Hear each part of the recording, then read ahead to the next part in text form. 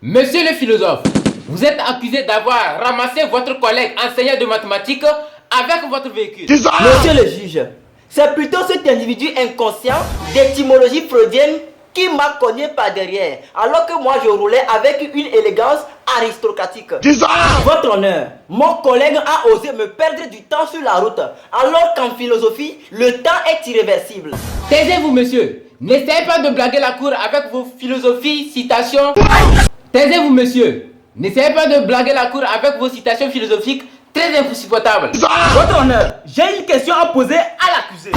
Allez-y, maître. Merci, votre honneur. Dites à la cour, monsieur. Vous êtes sage, n'est-ce pas? Non, je ne suis pas sage. Je veux l'être. Voilà la réponse de Pythagore à la même question. Taisez-vous, accusé. Ça suffit. Silence. Votre honneur, il est à remarquer que les deux véhicules étaient sur la route comme deux droites parallèles, avec un point d'intersection B. Soudain, le philosophe perd le contrôle perpendiculaire de sa voiture et cogne mon client sur l'angle de 90 degrés, ce qui était vraiment insupportable. Taisez-vous, maître. Ça suffit. Monsieur le juge, dès qu'un homme est né, il est assez vieux pour mourir.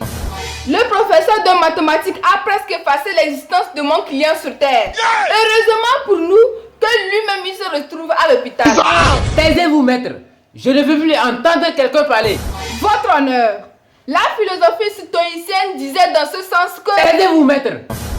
Monsieur le juge, permettez-moi de souligner un point. Silence. Ça suffit. Taisez-vous.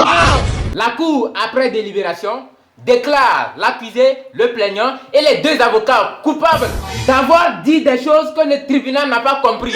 Par conséquent, vous êtes condamné à 20 ans de prison ferme, sans manger, sans uriner, sans chier, sans voyager, sans même aller au village.